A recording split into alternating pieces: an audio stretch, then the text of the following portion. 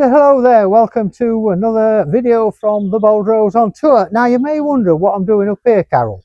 Be careful. Be careful. Well, I'm on the top of the caravan because we're going to be showing you a new product. It's called the Truma Aventa Compact second generation air conditioner. That's a mouthful, isn't it? So what I'm going to do is just come down a minute. Be careful, I don't want to video you going to hospital. It's all right, we can pick this up at BRI, no problem at all. Let me just take that off you. Oh, I do look great. Right, here we are on top of the caravan, and that is the unit we're talking about. And it's the latest generation, second generation air conditioner. And as you can see, it's a little bit more of a slick design than the first generation. It only works off 230 volts.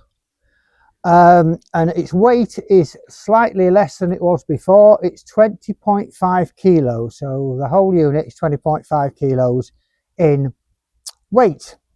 Dimensions of it are 786 millimeters long, 577 millimeters wide, and 245 millimeters high. Now this one has been fitted in what was where the omnivent was. So where the air conditioner was, there's a 400 millimeter by 400 millimeter hole. We had the omnivent taken out and this fitted in its place. As you can probably see, it's quite close to the solar panel. Now it's very, very, very important that you actually get where you're proposing to fit the air conditioning measured, because if they come out to fit it for you and you haven't got enough clearance around the air conditioning, you're not going to get it fitted. Right, that's it for up here. I think I'm going to pass back down to Carol and we'll go inside and see what's going on in there. Can you get that? Hello, my darling. Good morning. Hello, morning. Are you well? I'm all right, thank you. Right, do you want me to drop it or pass it down nicely? Pass it nicely. Down nicely. That'd be nicely. There we go. I'll bring my notebook with me. Oh, don't get a view of my rear end, whatever you do. Not a pretty sight. Oh. Now, what we did with our air conditioning, we had it fitted at our dealer, Roper's Caravan World, near Catterick. They actually supplied the caravan, so we thought take it back to the dealer. But interestingly, what happens is Roper's actually take off the old omnivent and clean up the hole around where that was fitted, and then Truma send out their engineers to actually fit the air conditioning. And a lady called Sammy came and did ours and made a really good job of it as well. As women do. As women do, yes. And we're now back in the caravan, and the second part of the air conditioning unit is what we call the diffuser, which is this unit up here.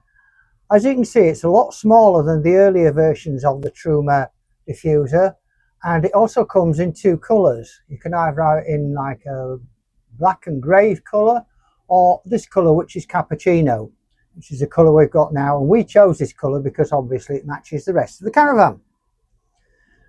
As I said earlier, the actual unit fits in the hole where the omnivent used to be.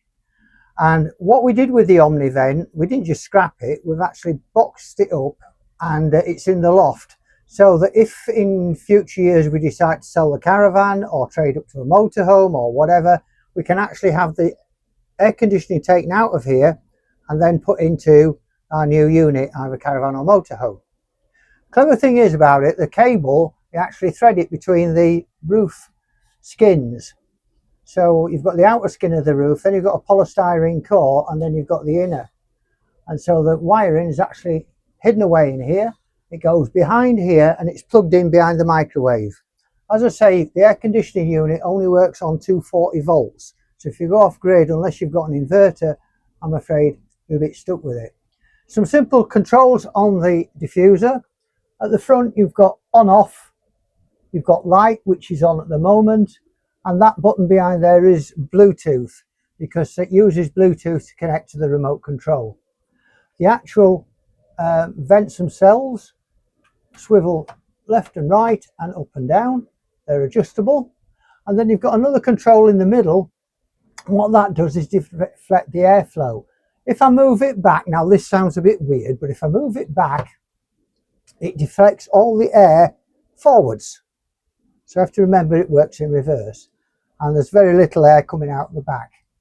Then by sending the control forwards, it actually sends all the air to the back of the caravan. Normally you'd have it in the middle. As I've said before, it's all controlled by remote control, and the remote control, as I say, works on Bluetooth. What we've got it set on now, it's actually on heat, so it's warming the caravan up to 25 degrees because it isn't cold or it isn't a hot day today.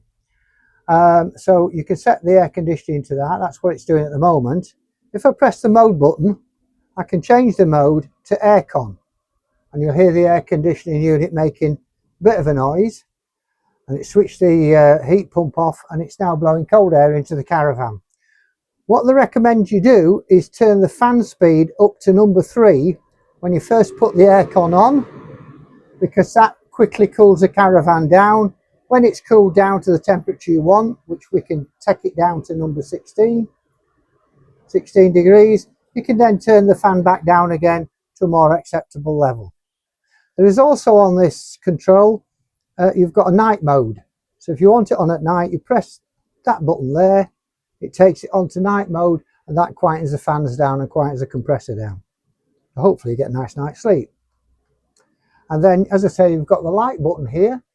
If I press the light button continuously, that turns it off, that turns it on, and we can dim it up and down by, he says, never work with technical gadgets. So you can see it's dimming down now, off.